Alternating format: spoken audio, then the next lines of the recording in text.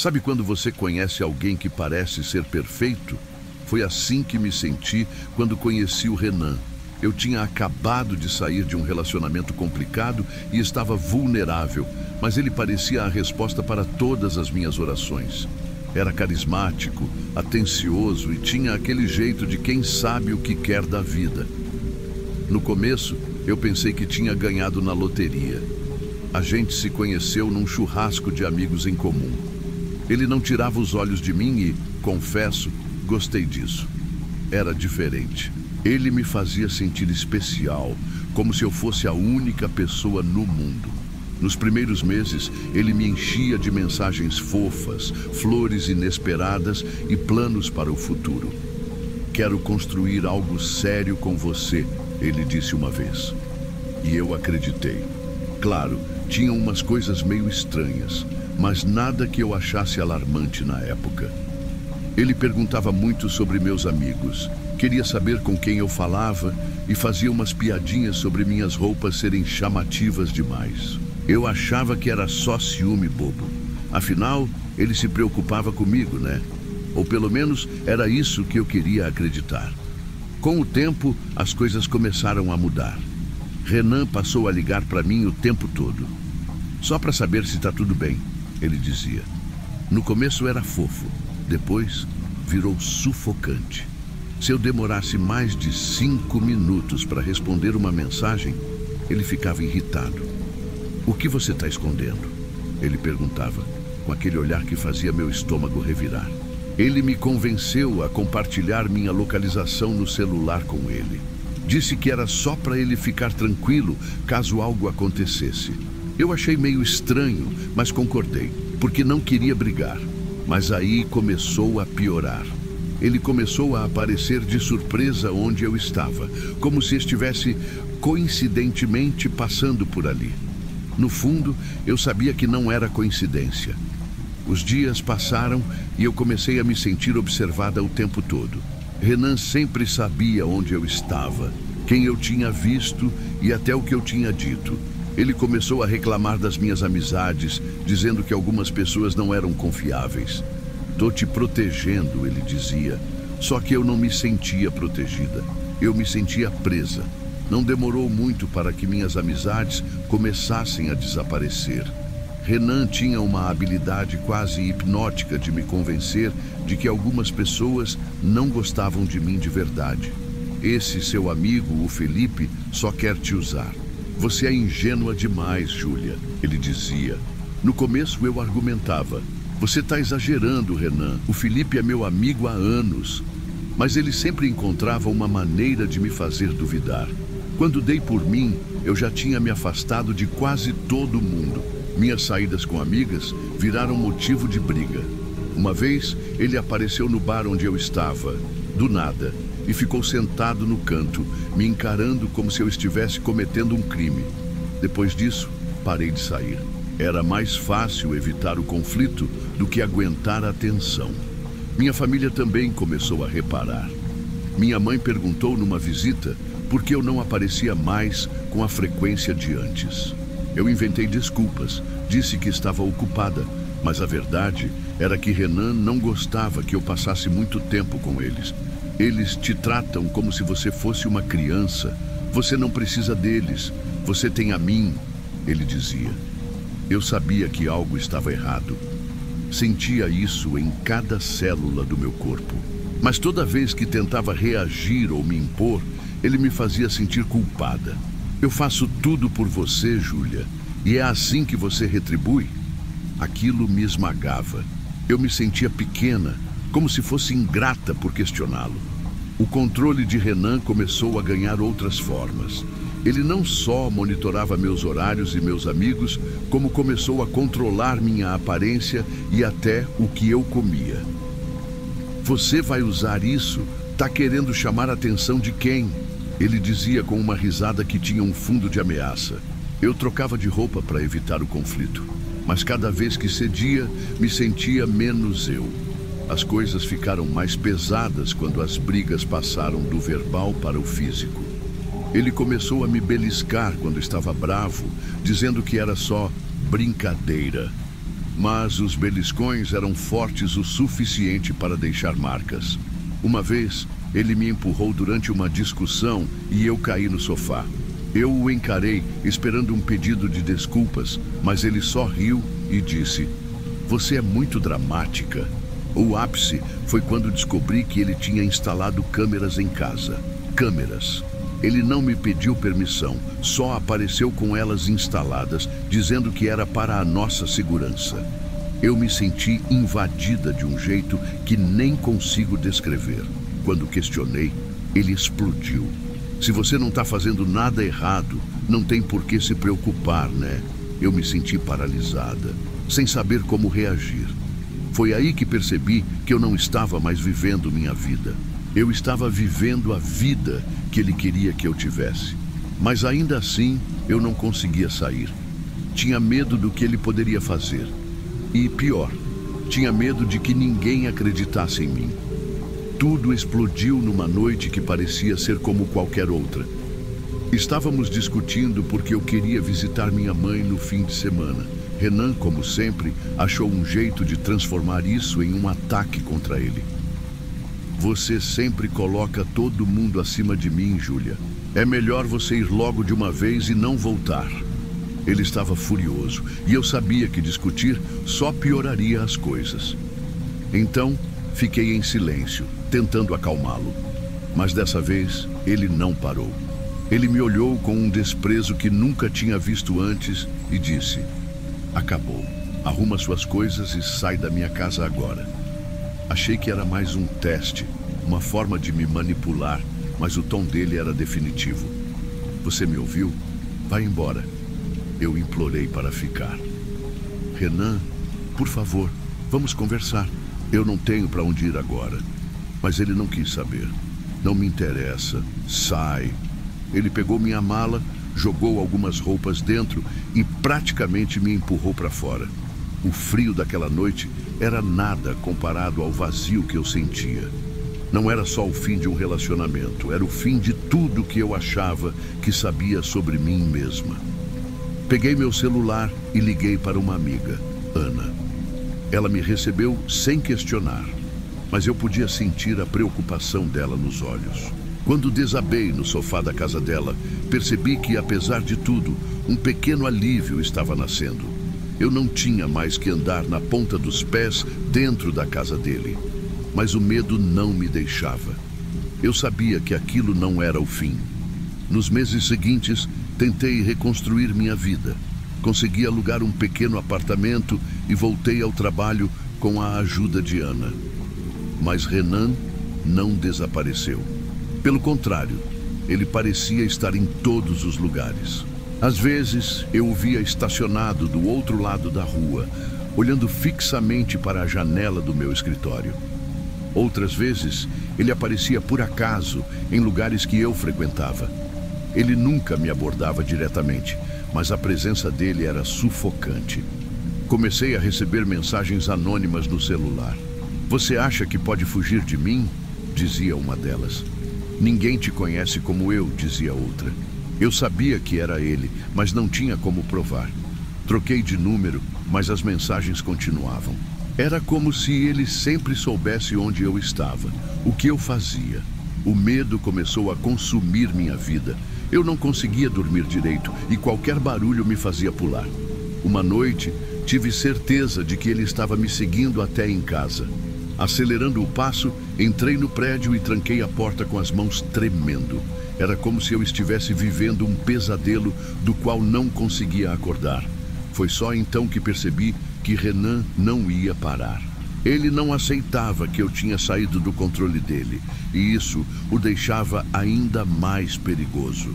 Eu sabia que precisava fazer alguma coisa antes que fosse tarde demais, mas nunca imaginei que o pior ainda estava por vir. Eu nunca vou esquecer aquela noite.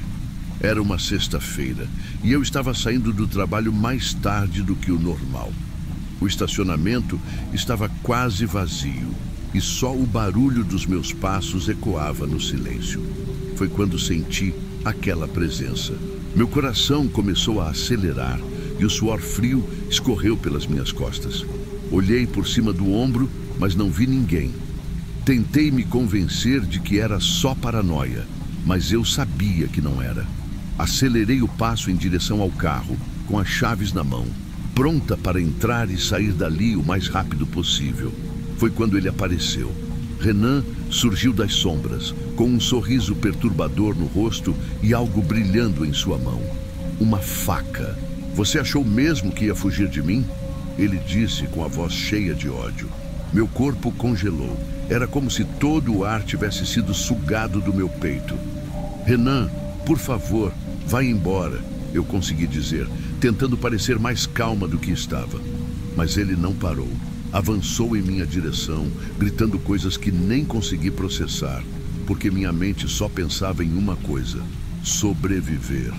Quando ele tentou me atacar, algo inesperado aconteceu. Um homem que estava passando ouviu os gritos e correu até nós. Ele empurrou Renan, derrubando-o no chão. Os dois lutaram por alguns segundos que pareceram uma eternidade, até que Renan largou a faca e saiu correndo. Eu fiquei ali, paralisada, tentando entender o que tinha acabado de acontecer.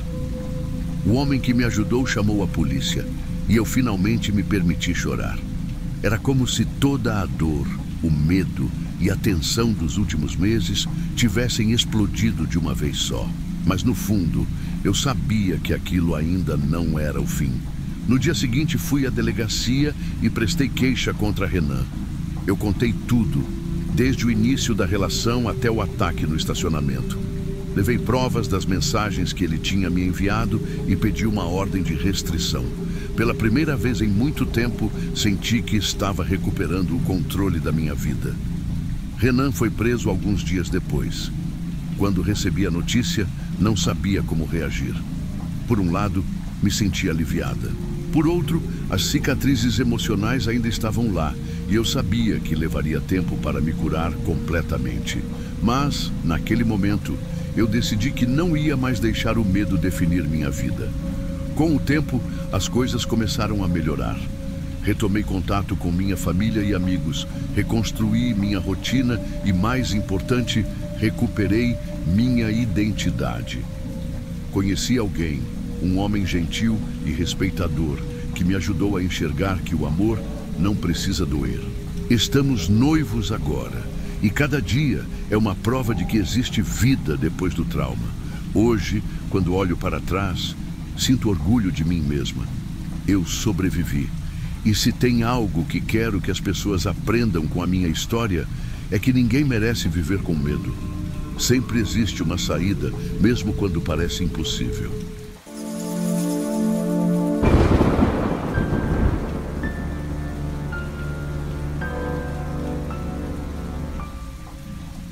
Meu nome é Sara, e hoje posso dizer com toda a certeza: há amores que chegam como prisão disfarçada de liberdade. Eu tinha apenas 18 anos quando conheci Antônio.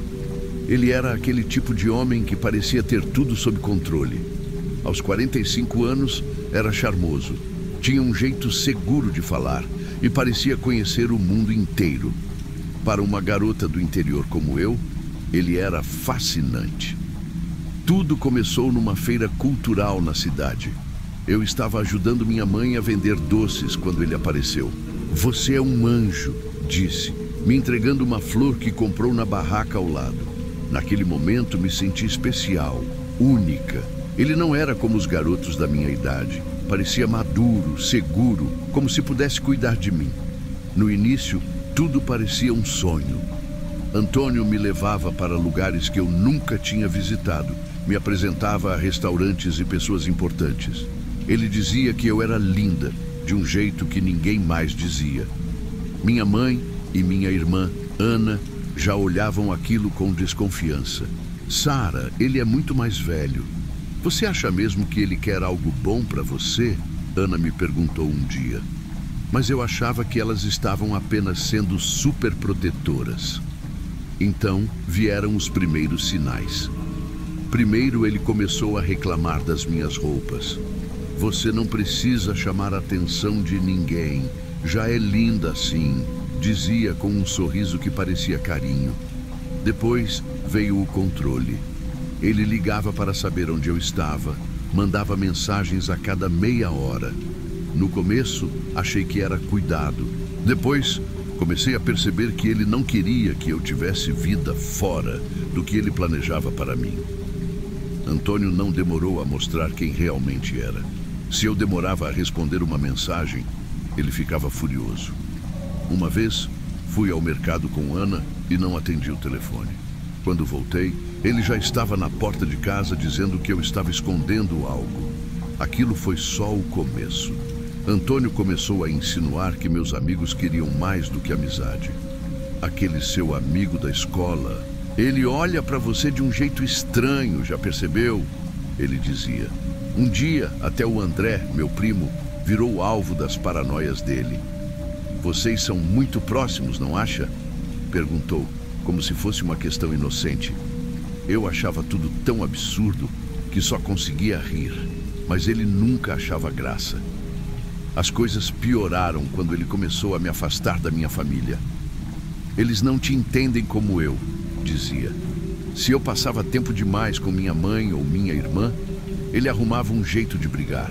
Comecei a me sentir presa, mas ao mesmo tempo tinha medo de contrariá-lo.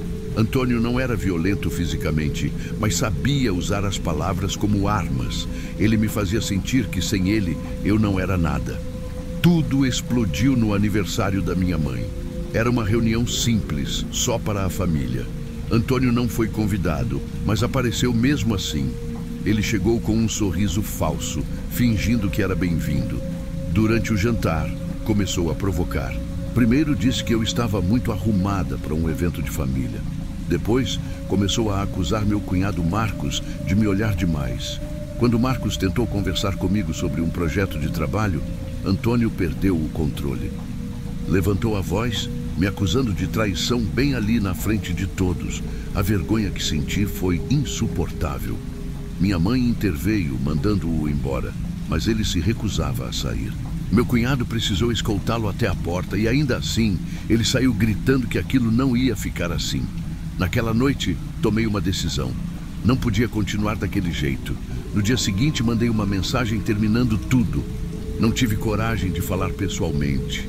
Ele tentou me convencer a voltar, dizendo que me amava e que mudaria. Mas eu sabia que eram só palavras.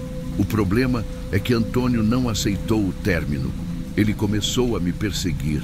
Aparecia no meu trabalho, rondava minha casa e mandava mensagens ameaçadoras.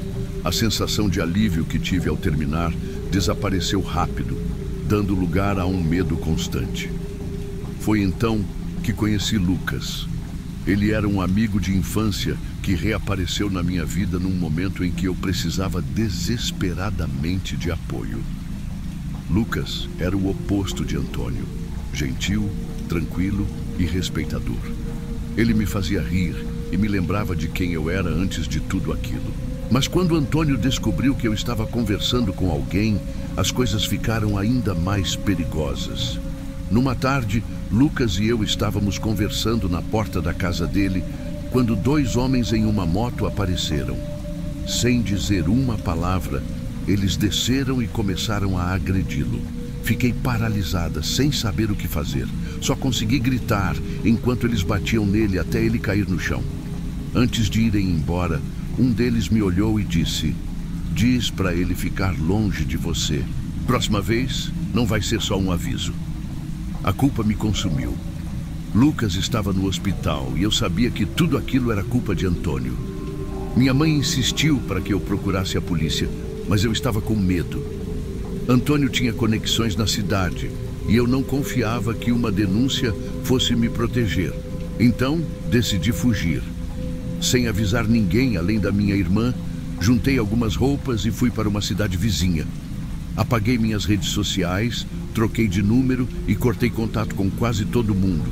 Na nova cidade, arrumei um emprego simples e comecei a viver de forma discreta. Mas, mesmo longe, não conseguia me sentir segura. Antônio continuava mandando mensagens para minha irmã, dizendo que ia me encontrar. Cada vez que via um carro preto ou ouvia uma moto passando, meu coração disparava. A solidão era esmagadora, mas eu não podia arriscar voltar para casa. Depois de meses, a saudade da minha família falou mais alto. Decidi voltar para casa, mas sabia que precisava me proteger. Minha mãe e minha irmã me receberam de braços abertos e prometeram me ajudar a superar tudo. Por um tempo, pareceu que Antônio tinha desistido. Consegui um emprego novo e comecei a reconstruir minha vida. Mas, um dia, enquanto voltava do trabalho, vi um carro me seguindo. Meu coração gelou. Tentei me convencer de que era paranoia, mas ao olhar no retrovisor, vi Antônio no volante. Ele voltou a rondar minha casa, a ligar de números desconhecidos, a deixar mensagens que iam de pedidos de desculpa a ameaças. Uma noite, ele apareceu na minha porta, gritando para que eu abrisse. Liguei para a polícia enquanto ele socava a porta, mas ele fugiu antes que chegassem. Naquela noite, finalmente tomei coragem para fazer o que devia ter feito há muito tempo. Fui até a delegacia e contei tudo. Levei mensagens, áudios, tudo o que tinha como prova. Consegui uma ordem de restrição, mas sabia que isso só não bastava. A polícia começou a investigar e descobriu que Antônio já tinha outras denúncias de violência. Ele foi preso pouco tempo depois, quando tentou invadir minha casa novamente. Ver Antônio sendo algemado foi libertador. Não vou dizer que foi fácil. As cicatrizes emocionais ainda estão aqui e o medo ainda aparece de vez em quando. Mas pela primeira vez em anos, sinto que tenho minha vida de volta. Hoje, uso minha história para ajudar outras mulheres que passam por algo parecido. Quero que elas saibam que não estão sozinhas e que é possível sobreviver. Antônio tentou me destruir, mas eu sou mais forte do que ele. Sou uma sobrevivente e isso ninguém pode tirar de mim.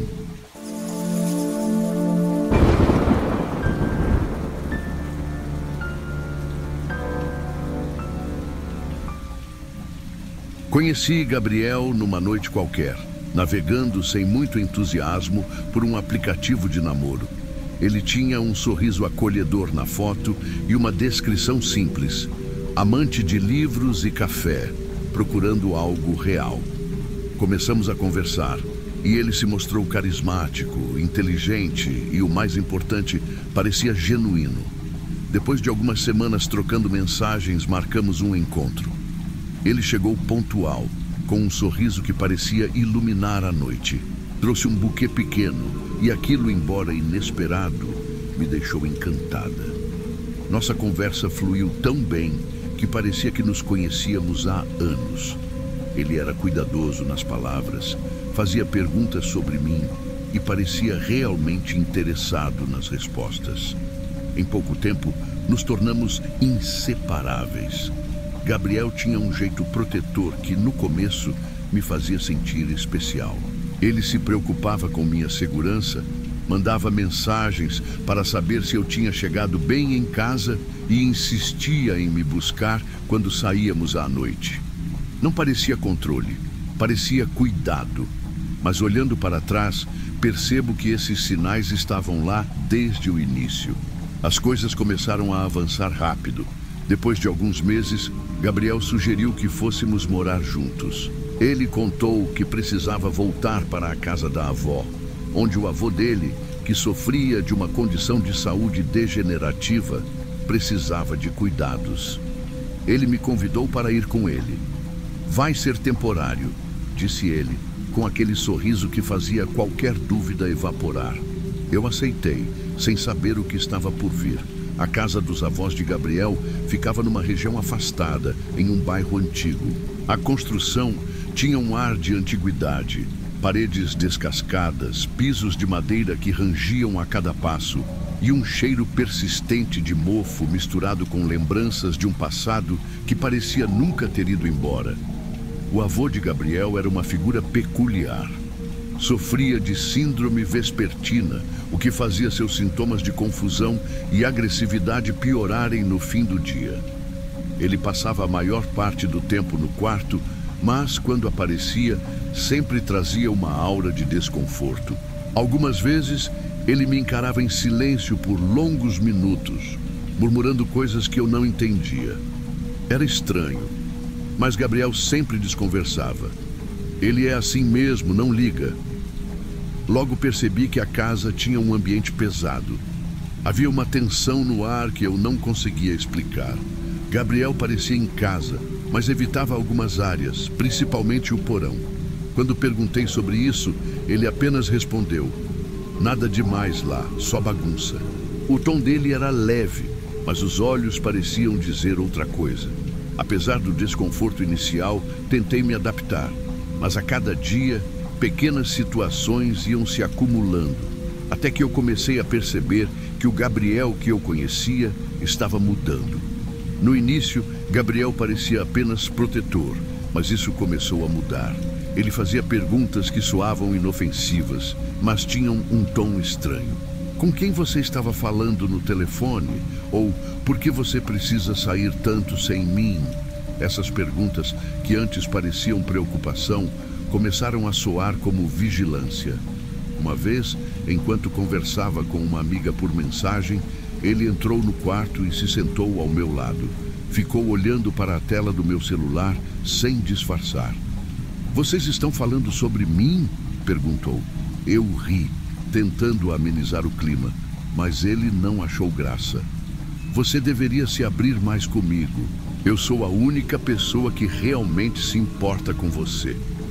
Os conflitos começaram a se tornar mais frequentes. Gabriel não gostava de nenhuma das minhas amizades. "Eles não entendem o que a gente tem", dizia. Com o tempo, fui me afastando das pessoas, mais por cansaço do que por acreditar nas palavras dele. Era mais fácil evitar discussões. Um dia, durante o jantar, ele trouxe o assunto de forma mais direta. "Você acha que seus amigos estariam aqui por você se as coisas ficassem difíceis? Eles só aparecem quando é conveniente." Essa frase ficou martelando na minha cabeça. Gabriel tinha uma habilidade de fazer eu me questionar, como se minha vida antes dele não tivesse sido tão boa quanto eu lembrava. Foi numa noite chuvosa que Gabriel decidiu me contar mais sobre seu passado. Ele parecia inquieto, andando de um lado para o outro na sala. Finalmente, sentou-se e começou a falar. "Eu não sou perfeito. Nunca fui", começou. Contou que, na adolescência, tinha se envolvido com pessoas erradas e feito escolhas ruins. "Era uma gangue", ele disse, quase num sussurro. Mas o que mais me chamou a atenção foi quando mencionou o pai. Segundo Gabriel, o pai dele era um homem violento, alguém que mudava de personalidade de repente. Ele contou de uma noite em que o pai quase matou a mãe. "Ele não era ele mesmo", disse Gabriel, com os olhos fixos no chão. Era como se algo tivesse tomado conta dele. Tentei confortá-lo, mas ele parecia perdido nos próprios pensamentos. Quando perguntei mais sobre o pai, ele apenas balançou a cabeça. "Algumas coisas não devem ser lembradas." O silêncio que se seguiu foi pesado. Naquele momento, comecei a entender que havia muito sobre Gabriel que eu ainda não sabia. Os dias que se seguiram foram tensos. Gabriel estava cada vez mais imprevisível. Pequenas discussões viravam brigas intensas. Ele parecia desconfiar de tudo, especialmente de mim. Um dia, enquanto eu arrumava a cozinha, ele entrou e perguntou: "Por que você ainda fala com aquele seu amigo? Acha que ele se importa com você mais do que eu?" Antes que eu pudesse responder, ele socou a mesa, me fazendo dar um salto. "Eu sou o único que está do seu lado", gritou, o rosto vermelho de raiva. Depois, como se nada tivesse acontecido, ele se desculpou. "Foi só um momento de descontrole. Eu prometo que não vai acontecer de novo." Mas aconteceu. Uma noite, durante mais uma discussão, ele avançou em mim. Segurou meu braço com força, me empurrando contra a parede. Seus olhos estavam diferentes, quase como se ele não fosse mais o Gabriel que eu conhecia. "Você é minha", ele disse, antes de me soltar e sair do quarto. Fiquei ali, tremendo, tentando processar o que tinha acabado de acontecer. Naquele momento, soube que precisava sair. Comecei a planejar minha fuga em silêncio. Esperei o momento certo, quando ele estivesse distraído ou fora de casa. Mas as coisas não saíram como eu esperava. No dia em que decidi ir embora, Gabriel chegou mais cedo. Ele viu minha mala e imediatamente entendeu. "Você acha que pode me deixar assim?" perguntou com a voz baixa, mas carregada de raiva. Quando tentei responder, ele avançou, mas a avó dele apareceu na porta. "Deixe ela ir, Gabriel", disse a senhora com uma firmeza surpreendente.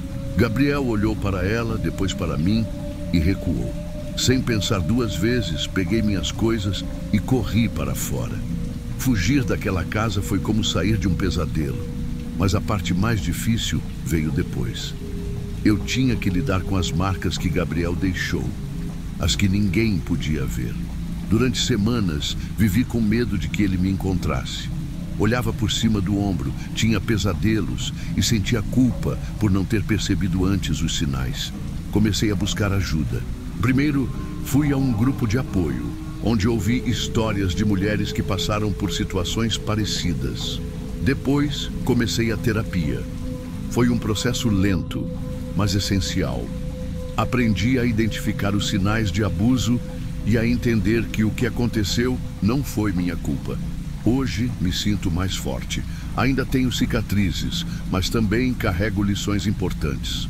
Compartilhar minha história é minha forma de alertar outras pessoas. Se você está lendo isso e sente que algo está errado no seu relacionamento, ouça sua intuição. Acredite em você. Eu consegui escapar. E você também pode.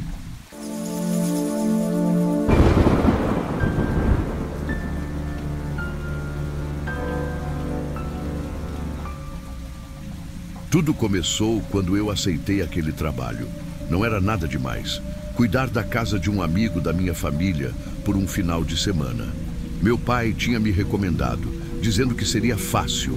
E os R$ 500 que o Sr. Augusto ofereceu eram uma grana boa para quem, como eu, estava precisando juntar dinheiro. Eu aceitei na hora. A casa ficava em uma cidadezinha no interior de São Paulo. Meu pai me deixou lá de carro e me deu um sermão no caminho. Tranca as portas, não atende ninguém estranho e fica esperto. Lugar isolado, sabe como é? Dei risada e disse que estava tudo bem. Quando ele foi embora, fiquei olhando a casa. Era grande, mas meio antiga. O jardim era enorme, com árvores que faziam sombra pesada, e o único som que se ouvia era o do vento passando pelas folhas. Parecia tranquila demais. No começo, tudo parecia bem. O Sr. Augusto tinha deixado um bilhete com instruções. As coisas eram simples: alimentar os cachorros, regar algumas plantas e manter a casa arrumada. Fácil, né? Só que por dentro, a casa me dava uma sensação estranha. Os cômodos eram grandes, os móveis antigos, e o silêncio era pesado. Era como se alguém estivesse me observando o tempo todo. Foi quando me lembrei de Camila. A gente tinha terminado há alguns meses, mas a coisa não acabou bem. Ela não aceitou o fim e desde então às vezes mandava mensagens fora de hora, tipo: "Pensei em você hoje" ou "Saudade de conversar". Eu bloqueei ela, mas ela achava outros números. Eu estava ali, sozinho naquela casa, e de repente me bateu a paranoia. E se ela aparecer aqui? Sacudi a cabeça para afastar o pensamento. Não fazia sentido. Ela nem sabia onde eu estava. Depois de ajeitar algumas coisas na casa, resolvi ir até o mercadinho no centro da cidade. Peguei a lista que o Sr. Augusto deixou e saí. O lugar era pequeno e parecia parado no tempo, com prateleiras de madeira e aqueles sinos na porta. Enquanto eu pegava os itens, vi uma pessoa de longe que me gelou o sangue. Camila. Ela estava encostada num carro, mexendo no celular. Meu coração disparou, mas fingi que não vi. Peguei o que precisava o mais rápido possível e fui direto para o caixa.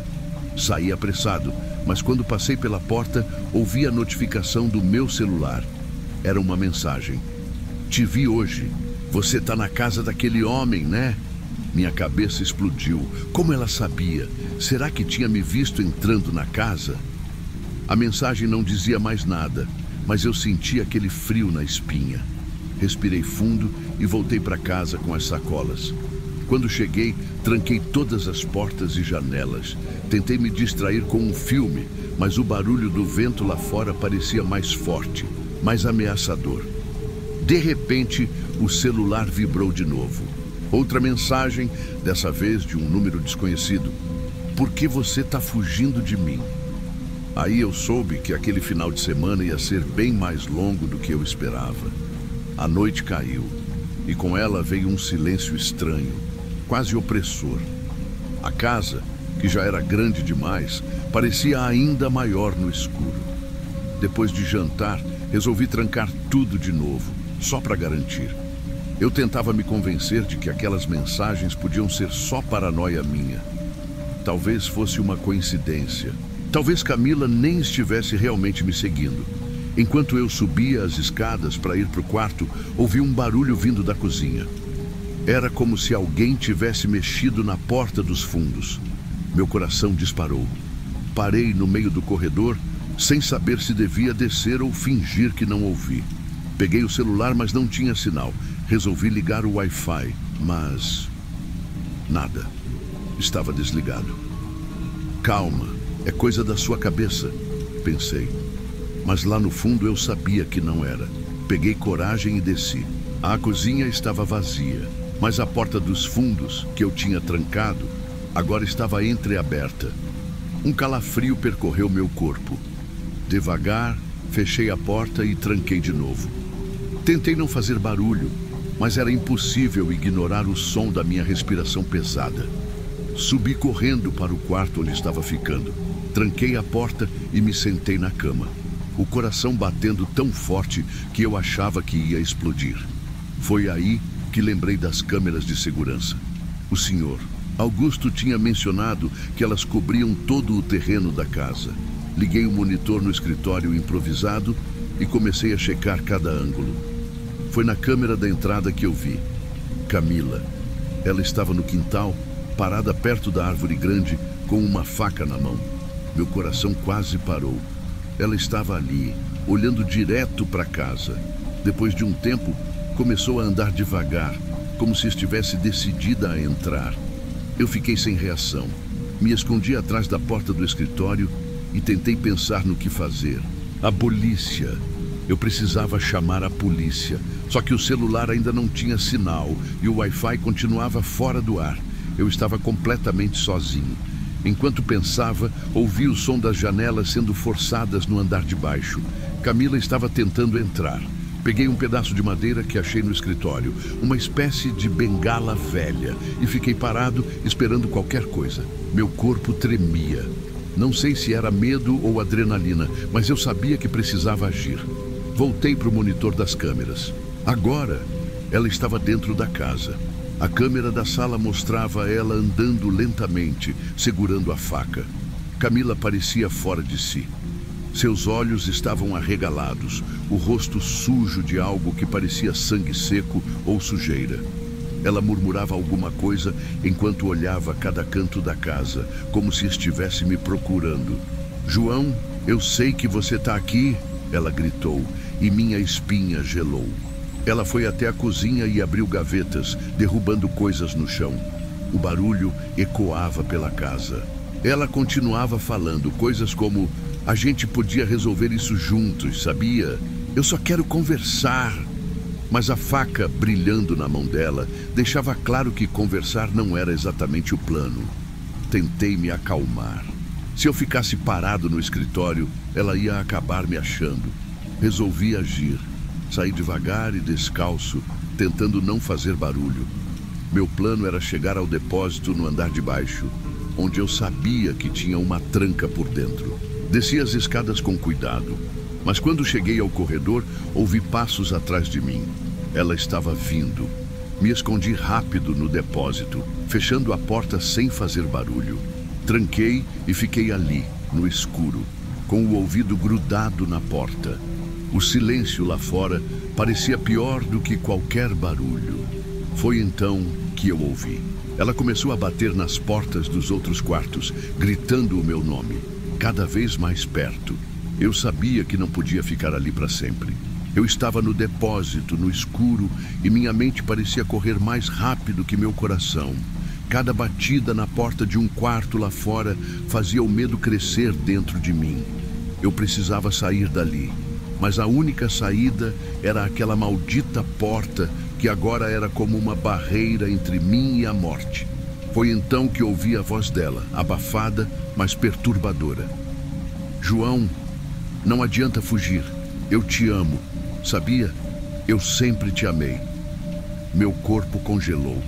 A faca na mão dela não combinava em nada com aquelas palavras. Eu sabia que não era amor, era obsessão. E obsessão era perigosa. De repente, um barulho forte. Ela chutou a porta de um quarto. O som foi tão alto que eu quase pulei. Meu tempo estava acabando. Eu precisava sair dali antes que ela percebesse onde eu estava. Então lembrei do sótão. Quando explorei a casa no primeiro dia, tinha visto uma escada dobrável que levava até lá.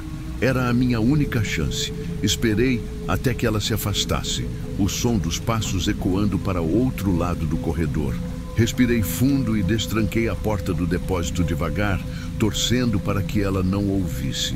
Me movi como se cada movimento pudesse ser o último, atravessando o corredor em direção à escada para o sótão. Chegar lá parecia levar uma eternidade. Assim que abri a escada dobrável, ela fez um rangido que fez meu coração parar.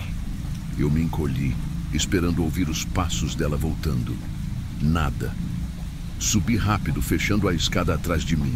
Lá em cima, o sótão era escuro e empoeirado, mas pelo menos era um lugar para pensar.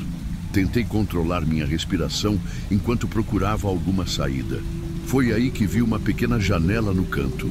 Se eu conseguisse abrir, poderia pular no telhado e sair da casa. Mas antes que pudesse fazer qualquer coisa, ouvi um grito. Eu vou te achar! Ela sabia que eu estava ali. Sem pensar, corri até a janela e forcei o trinco. Ele finalmente abriu e eu subi no telhado.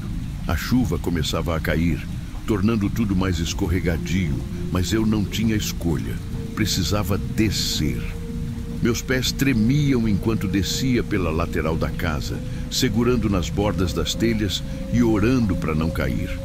Quando finalmente alcancei o chão, corri. Não olhei para trás, mesmo ouvindo os gritos dela ecoando pela casa. Eu sabia que, se hesitasse, ela poderia me alcançar. A estrada deserta parecia infinita, mas meus pés não pararam. Lá na frente, vi um carro vindo. Fiz sinais desesperados com as mãos, gritando por ajuda. Era uma viatura da polícia. Quando os oficiais pararam, eu mal conseguia falar, apenas apontava em direção à casa e repetia: "Ela tá lá, ela tá com uma faca." Os policiais foram rápidos, voltaram comigo até a casa, armas em punho, prontos para qualquer coisa. Mas quando chegamos, ela não estava mais lá. A casa parecia abandonada, exceto pelos sinais de destruição. Gavetas reviradas, portas quebradas e as marcas da presença dela por toda parte. Por sorte, o sistema de câmeras tinha capturado tudo. Os policiais analisaram as gravações e abriram uma investigação. Algumas horas depois, encontraram Camila vagando pela cidade, descalça e ainda segurando a faca. Ela foi presa, mas mesmo assim o terror não acabou para mim. Os dias seguintes foram um borrão de depoimentos, consultas com psicólogos e tentativas de entender o que aconteceu. Descobri que Camila estava sob efeito de drogas e que tinha me perseguido por semanas antes daquele dia. Ela sabia onde eu estava desde o começo. Era um plano. Aquele final de semana parecia tão simples no começo, mas mudou minha vida para sempre. Passei meses lidando com o trauma, a sensação de estar sendo observado, os pesadelos. Era como se eu nunca tivesse realmente escapado.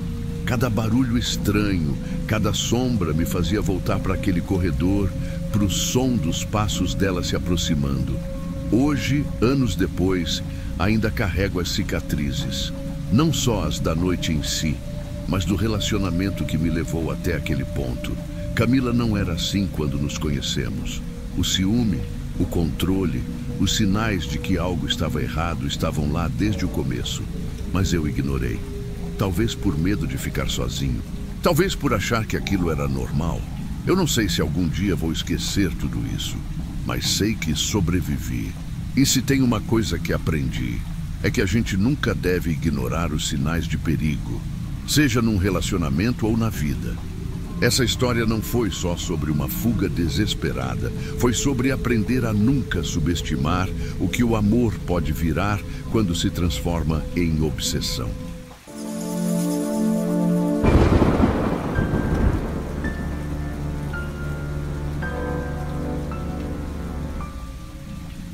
Eu me lembro exatamente de como tudo começou. Meu nome é Tiago, tenho 28 anos e até pouco tempo atrás, minha vida era comum. Morava em São Paulo, trabalhava como designer gráfico e curtia o básico: futebol com os amigos, séries no sofá e uns bons rolês de fim de semana. Quando conheci a Débora, parecia que minha rotina cinza tinha ganhado cores. Ela era linda, inteligente e cheia de energia. Tinha aquele tipo de sorriso que dominava o ambiente e todo mundo parava para ouvir quando ela falava. Fiquei encantado. Quem não ficaria? Nosso namoro começou como um conto de fadas. Débora parecia ser tudo o que eu sempre quis. Saíamos para lugares incríveis, ríamos de tudo.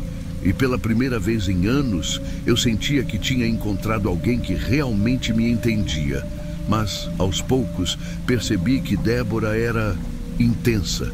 Ela queria saber onde eu estava o tempo todo. No início, achei que era preocupação, talvez até carinho. Quando ela perguntava com quem eu estava e o que estava fazendo, me convenci de que era só curiosidade. Mas isso começou a ficar estranho. Um dia, estava com uns amigos jogando bola e meu celular vibrou umas 20 vezes. Quando peguei o telefone, havia mensagens dela exigindo saber onde eu estava e com quem. A última dizia: "Se não responder agora, vou até aí." Achei que era exagero, mas ignorei. Quando cheguei em casa, ela estava me esperando na porta do prédio. "Por que não atendeu minhas mensagens?" Ela perguntou, o rosto sério. "Eu estava jogando bola, Débora. Não é nada demais." Ela respirou fundo, mas percebi que estava incomodada. Isso virou rotina. Débora começou a aparecer no meu trabalho sem avisar, dizendo que sentia minha falta.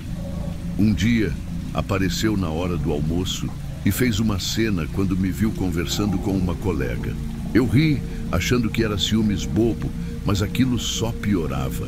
Ela vasculhava meu celular, exigia explicações sobre todas as mensagens e, pior, começou a tentar afastar meus amigos. Dizia que eles não gostavam dela, que estavam contra nós. Foi um desgaste lento, como água corroendo pedra. Um dia, depois de mais uma briga absurda porque eu não tinha respondido uma ligação dela em 5 minutos, decidi terminar. Achei que seria o fim do problema. Eu estava muito errado. Alguns meses depois de terminar com Débora, conheci Marina. Ela era o oposto de tudo que eu havia vivido com Débora. Calma, compreensiva e com uma energia leve que me fazia acreditar no amor de novo. No começo, fiquei receoso. O trauma de estar com alguém tão controlador ainda me perseguia. Mas Marina não forçava nada. Tudo com ela era natural, fluido. Ela me mostrou que relacionamentos podem ser saudáveis. Achava que estava finalmente livre de Débora, até o dia em que recebi a primeira mensagem dela. "Você acha que já pode ser feliz sem mim?" Eu apaguei na hora, não queria dar atenção, mas Débora não desistia. Mandava mensagens quase todos os dias, às vezes ameaçando, às vezes se desculpando, como se quisesse me puxar de volta. Quando ela descobriu sobre Marina, as coisas pioraram. Não sei como, mas Débora conseguiu o número dela. Marina começou a receber mensagens estranhas. No início, eram coisas vagas, como "ele não é quem você pensa que é." Depois, as mensagens ficaram mais agressivas. Débora dizia que Marina era um problema e que eu nunca conseguiria esquecê-la. Um dia, Marina encontrou um bilhete colado no retrovisor do carro dela. Estava escrito: "Você não merece ele." Nós dois fomos à polícia. Registramos um boletim de ocorrência, mas foi frustrante. Disseram que não podiam fazer muita coisa porque não houve nenhum crime. Eu sabia que Débora estava brincando com a gente, testando até onde podia ir. E, infelizmente, ela ainda não tinha chegado no limite. A tensão entre nós crescia. Marina, sempre tranquila, começou a mostrar sinais de nervosismo. Ela olhava por cima do ombro o tempo todo, trancava a porta do apartamento 3 vezes antes de sair. Foi então que aconteceu o pior. Uma noite, depois de voltarmos de um jantar, encontramos a porta do apartamento dela entreaberta. Entramos juntos, com cuidado, e encontramos tudo revirado. Livros espalhados, quadros no chão, roupas rasgadas. No meio da sala havia uma boneca mutilada. Seus braços e pernas estavam arrancados e no rosto havia uma mensagem escrita com batom vermelho. Ela não te salvou e você não vai salvá-lo. Marina desabou no chão. Eu não sabia o que fazer. Ligamos para a polícia e dessa vez eles levaram a sério. Fizeram uma perícia no local e confirmaram que Débora era a principal suspeita, mas não tinham provas concretas. Depois disso, Marina começou a se afastar de mim. Tiago, eu não consigo mais. Ela disse um dia, a voz baixa. Eu te amo, mas não posso viver assim. Meu coração se partiu. Marina estava desistindo de nós por causa de Débora. Sem Marina, me senti perdido. Mas o pior ainda estava por vir. Marina desapareceu 3 dias depois. No começo, achei que ela precisava de espaço, que tinha viajado para fugir de tudo. Mas, quando ela não respondeu nenhuma mensagem ou ligação por dias, soube que algo estava errado.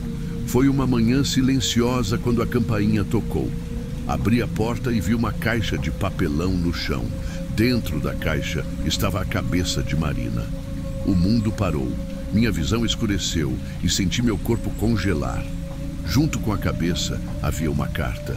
Agora ela não está mais entre nós. Podemos ficar juntos. Liguei para a polícia imediatamente. Débora foi encontrada dias depois, em um sítio afastado no interior de São Paulo. Ela parecia tranquila, quase satisfeita. No julgamento, ela confessou tudo com um sorriso no rosto. Ele sempre será meu, ela disse, olhando diretamente para mim. Foi condenada à prisão perpétua, sem chance de liberdade condicional. Achei que seria o fim do meu tormento. Mas, mesmo atrás das grades, Débora continuava a me perseguir. As cartas começaram a chegar 3 meses depois da prisão. Você sabe que nunca vai se livrar de mim. Cada carta parecia uma extensão do inferno que ela tinha criado na minha vida. Débora descrevia com detalhes o que faria comigo se pudesse sair da prisão. Ela falava de Marina como se fosse um obstáculo vencido. Minha paz estava destruída. Débora ainda tinha controle sobre mim, mesmo estando presa. Passei a evitar sair de casa, a desconfiar de tudo e de todos. Comecei a fazer terapia, mas a sensação de que Débora estava sempre à espreita nunca sumia. O pior é que, em algumas cartas, Débora mencionava coisas que eu fazia no dia a dia, como se tivesse alguém vigiando por ela. Mesmo hoje, anos depois, ainda recebo essas cartas. E cada vez que abro uma, lembro que por mais que ela esteja fisicamente longe, Débora nunca saiu da minha vida.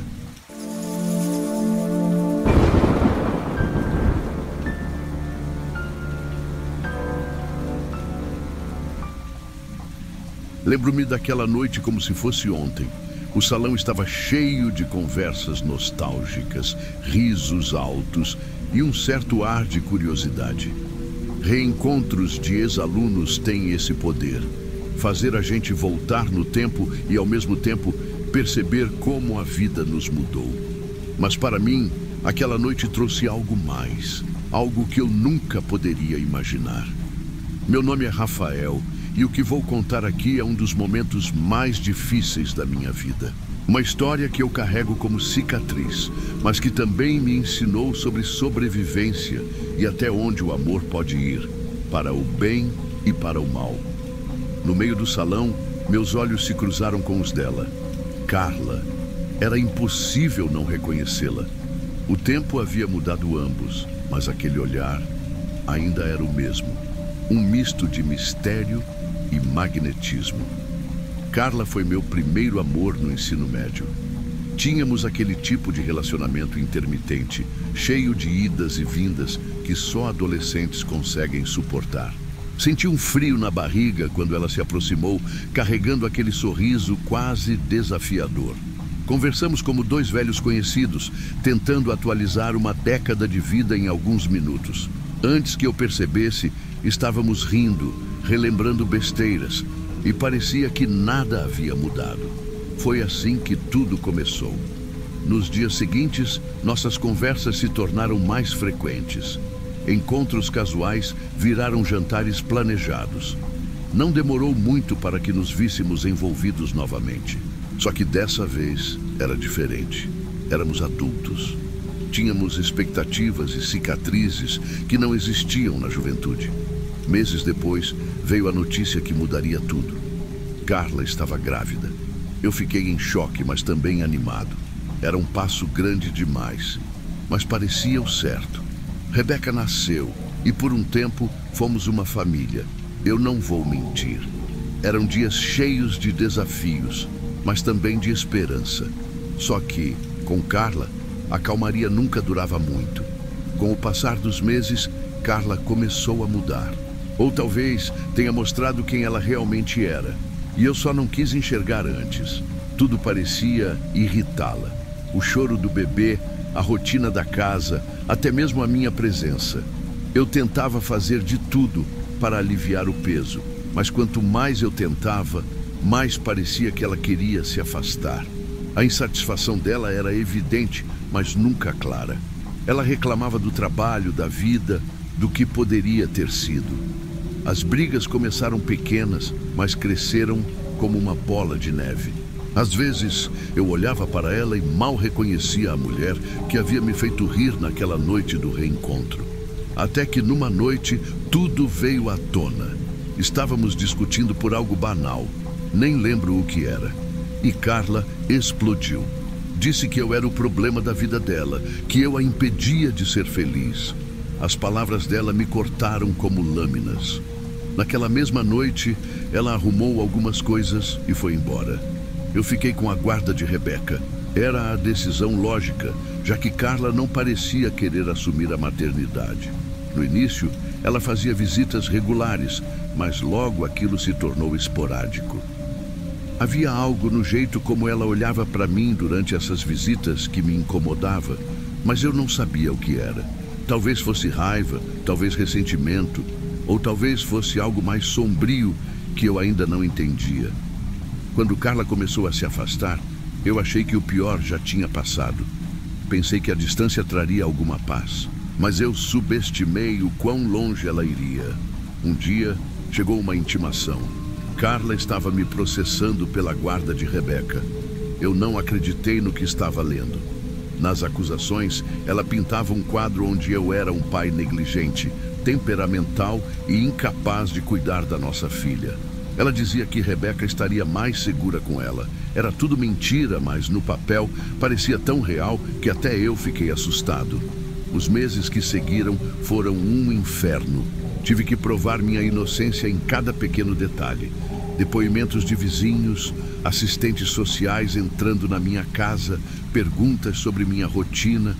Eu sentia que minha vida estava sendo exposta e julgada em cada segundo. Enquanto isso, Carla se apresentava como a mãe amorosa e responsável que nunca foi. Depois de meses de audiências e investigações, a verdade prevaleceu. O juiz decidiu que a guarda ficaria comigo. Carla teria direito a visitas supervisionadas. Achei que aquilo finalmente colocaria um ponto final na história.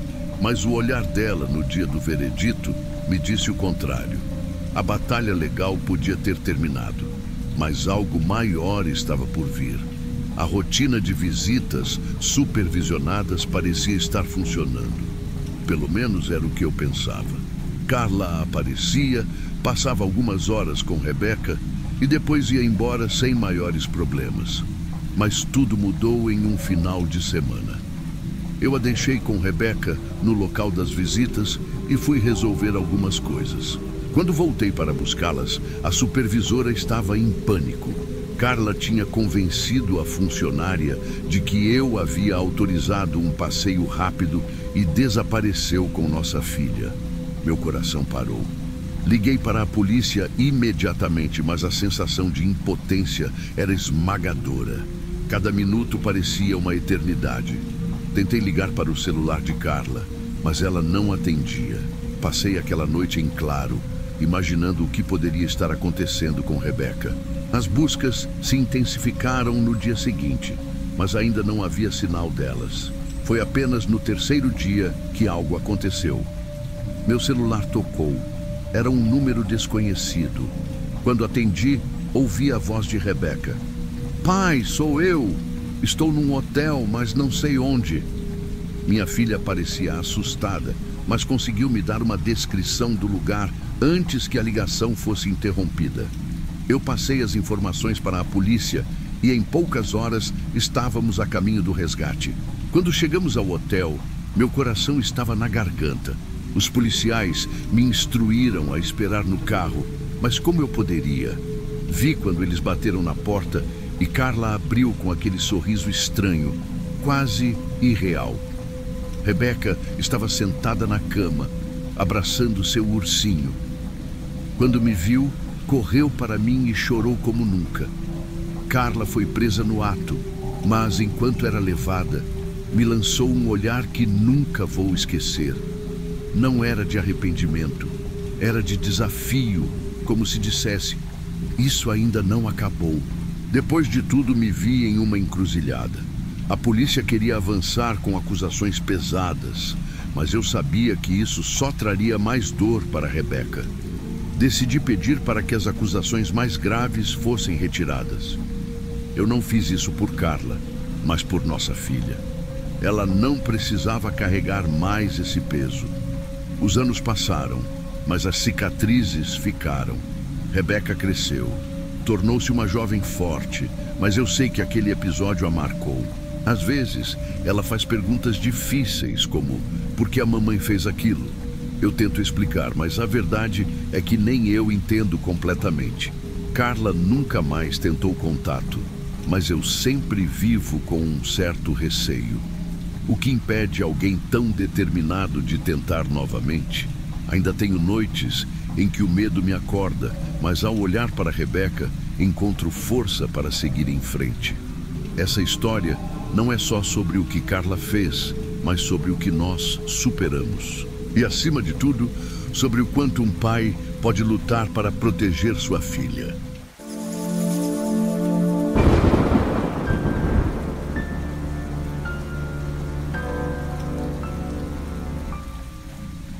Eu nunca fui o tipo de cara que se preocupa à toa, sabe? Sempre levei a vida numa boa, sem muita paranoia. Mas tudo mudou depois que terminei com a Sofia. A gente namorou por 2 anos e o fim não foi exatamente amigável. Sofia não era do tipo que aceitava um não numa boa. Ela sempre tinha que ter o controle e isso me deixou de cabelo em pé durante boa parte do relacionamento. Depois do término, comecei a notar umas coisas esquisitas em casa. Nada tão óbvio no começo, mas pequenos detalhes que deixavam minha mente inquieta. A porta da geladeira aberta quando eu tinha certeza de que a tinha fechado. O abajur do quarto aceso quando eu sabia que tinha desligado. Coisas pequenas, mas que me deixavam desconfortável. Eu tentava ignorar, me convencendo de que era apenas o estresse do término. Mas a sensação de estar sendo observado foi crescendo. À noite, no sofá da sala, eu sentia arrepios sem motivo, como se tivesse alguém me olhando. Cheguei a rir de mim mesmo, achando que estava ficando paranoico. Até que numa dessas noites, vi algo no espelho da sala. Um pontinho de luz vermelho, pequeno, quase imperceptível. Achei que era reflexo de alguma coisa, mas aquilo ficou na minha cabeça. No sábado seguinte, decidi dar uma geral na casa. Era uma tentativa de limpar não só a bagunça física, mas também o caos na minha cabeça. Enquanto limpava o quarto, Passei pelo porta-retratos que a Sofia tinha me dado de presente. Era bonito, com uma moldura de madeira escura, mas havia algo estranho nele. Um pequeno buraco na lateral. Peguei o porta-retratos e comecei a examinar com mais cuidado. Quando virei, vi algo que fez meu coração disparar. Uma lente. Era uma câmera escondida. Meu sangue gelou. No mesmo instante, tudo fez sentido. A porta da geladeira, as luzes, a sensação de estar sendo observado. Sofia estava me espionando. Comecei a procurar mais câmeras pela casa, agora com o coração acelerado e as mãos suando. No abajur da sala, encontrei outra. Depois, no relógio da cozinha, mais uma. Cada descoberta era como um soco no estômago. Minha casa, o lugar onde eu deveria me sentir seguro, tinha se transformado num reality show comandado pela minha ex. Eu sabia que precisava agir. Tirei fotos de todas as câmeras, gravei vídeos explicando onde tinha encontrado cada uma. Isso não era só invasão de privacidade. Era uma tentativa de controle doentia. Mas o que mais me assustava era o que Sofia poderia fazer se percebesse que eu sabia. Depois de organizar todas as provas, liguei para o Rafael, meu melhor amigo. Ele é policial e sempre teve um bom senso que me ajudava nas piores situações. Quando contei tudo, ele ficou em silêncio por uns segundos antes de responder. Davi, isso é grave, mas calma. Junta tudo que você tem e leva na delegacia. Só não encara ela sozinho, tá? Gente assim pode ser imprevisível. Rafael tinha razão, mas eu senti uma raiva tão grande que era difícil controlar. Mesmo assim, fiz o que ele disse. Passei a noite revisando cada detalhe, conferindo se tinha algo que pudesse ser usado contra mim. Mas antes de ir à delegacia, decidi mandar uma mensagem para Sofia. Precisava ver como ela reagiria. Eu sei das câmeras, Sofia. Isso acabou aqui. A resposta dela veio mais rápido do que eu esperava. Você está exagerando, Davi. Isso era só para garantir que você não fizesse nenhuma besteira. Meu estômago virou. Ela falava como se fosse a coisa mais normal do mundo invadir a privacidade de alguém. Quando insisti, ela mudou o tom. Você nunca vai provar nada. Aliás, quem você acha que a polícia vai acreditar? Em mim ou no paranoico que você virou? Era um jogo de manipulação e eu sabia disso. Mesmo assim, as palavras dela me afetaram. Passei a noite em claro, imaginando o que mais ela seria capaz de fazer. No dia seguinte, fui à delegacia com Rafael. Levei todas as provas que tinha reunido. Fotos, vídeos e até prints das mensagens dela. O delegado ouviu tudo com atenção e me garantiu que isso seria tratado com seriedade. Enquanto isso, Sofia começou a agir de forma mais agressiva. Ela mandava mensagens ameaçadoras e até apareceu na frente da minha casa uma noite. O que ela não sabia é que eu já tinha instalado câmeras do meu lado. Gravei tudo e entreguei às autoridades. Os dias seguintes foram tensos. Recebia olhares estranhos dos vizinhos, como se Sofia tivesse espalhado histórias sobre mim. Mas eu sabia que não podia ceder. Era a minha liberdade que estava em jogo. Depois de algumas semanas, recebi a notícia que tanto esperava. Sofia foi intimada a prestar depoimento. A polícia rastreou as câmeras até o computador dela e as provas eram incriminadoras. Finalmente, algo estava sendo feito. Quando o caso foi levado à justiça, a defesa de Sofia tentou pintar a situação como um mal-entendido, mas as provas eram claras demais. Ela foi condenada por invasão de privacidade e teve que pagar por seus atos. Mesmo com a condenação, eu sabia que o processo de me sentir seguro de novo seria longo. Passei semanas reorganizando minha casa, trocando fechaduras, instalando meu próprio sistema de segurança. Mas, mais do que isso, precisei reorganizar minha mente. Essa experiência me ensinou que a gente nunca pode ignorar aqueles pequenos sinais de que algo está errado. Minha intuição me salvou, mas também percebi o quanto é importante ter pessoas confiáveis por perto. Se não fosse por Rafael e a coragem de enfrentar o problema, eu talvez ainda estivesse preso no pesadelo que Sofia criou. Hoje escrevo isso como um alerta. Nunca subestime o que uma pessoa instável pode fazer. E, acima de tudo, nunca deixe ninguém roubar sua paz. Você já passou por algo parecido? Ou conhece alguém que viveu uma situação assim? Se gostou desse relato, não se esqueça de se inscrever no canal e deixar o like. Isso nos ajuda a continuar trazendo mais histórias assustadoras para você. Obrigado.